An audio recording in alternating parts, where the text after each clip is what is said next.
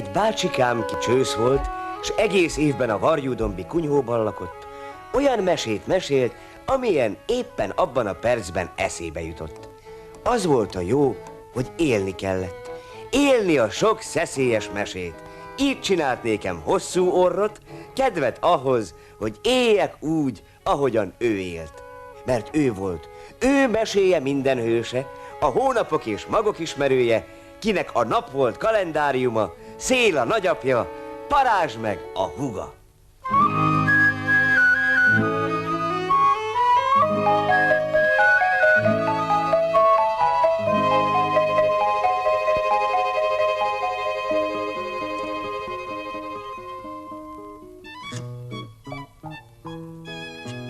A műhely tele volt gyantaszaggal. A földön forgács göndörült, vékony porral a szék és asztal reggeltől estig megterült. Ládák készültek itt, meg rokkák, ágyak, tekenők kenyérnek, bölcsők kicsi lánynak. Míg egyszer ebben a surrogásban, hol nem léptem, csak csoszogtattam lábam, sokféle neszből, hangból született egy különös és igazi csoda. Egy megyfacsőrű, furcsa pikula, mely akkor is szólt, ha senki se fújta, s ráadásul nem is billegett billentyűjén emberfia ujja.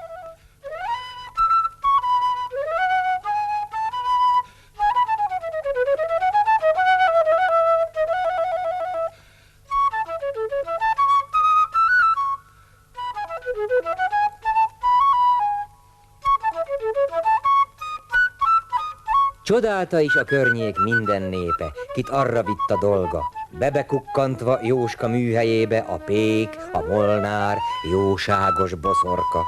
Ültek, hallgatták ezt a vidám nótát, amely cifrázva föl meg leszaladt. Lesték a mester különös rigóját, a megyfacsőrű, furcsa madarat.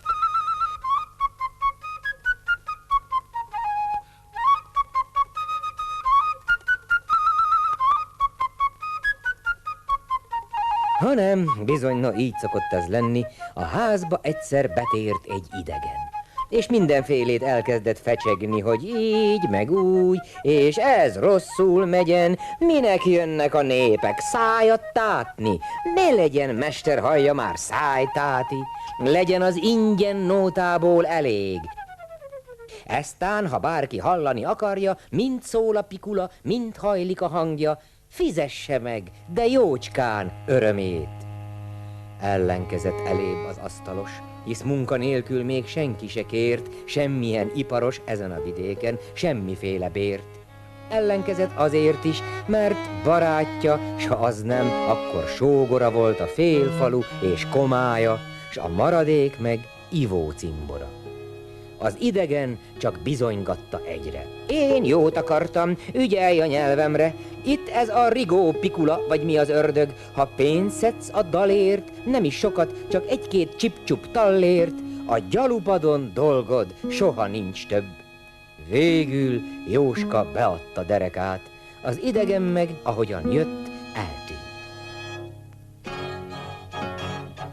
Vígmesterünk azon mód belevág a pingálásba, egy kis táblát festünk, megszerkeztünk egy írást, egy csalogató mutatványra hívást. Aki a muzsikát szereti, a szívből jövő derűs pikulázást, műhelyemben igénybe veheti a varázslatos megyfa muzsikáját.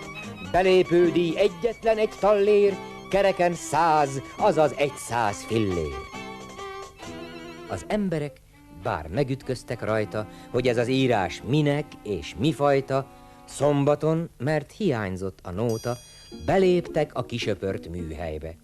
Az egy-egy tallért elpörgette Jóska, ők meg vártak, szemüket lesütve. Nagy volt a csend, a tisztaság, sehol a régi, megszokott por, kiseprűzték a forgács illatát, megszabadult az ablakpókoktól, hálóktól. Mikor a műhely megtelt jó degeszre, Jóska bement a pikuláért. Szokott helyén a polcon elhelyezte, s várta a nótát, azt, a muzsikáért. Várták, várták, de a nóta késett.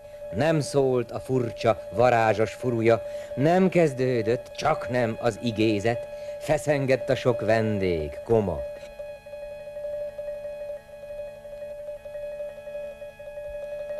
Előbb pirulni kezdett, majd szabódva hebegett Jóska, mivel zavara egyre csak nagyobb lett, hümmögött, a pikulát igazgatva, de az meg se nyikkant. Heherész vetette az asztalra, aztán fújta, majd hogy szét nem pukkant. Fújhatta ugyan, nem jött abból szusz se.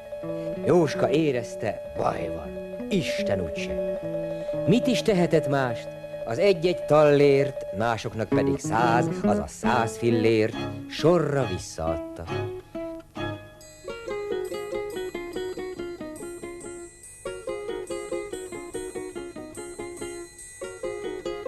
És furcsa mód, ahogy nem volt már több pénze, hiába nyúlt az erszénybe, zsebébe, egyszerre halszik lám a flóta hangja. Azóta is csak zeng a szűk műhelyben, zeng a pikula, szállnak a hangok, szólnak a nagy csendben, muzsikál a megyfa furúja. No és a Jóska?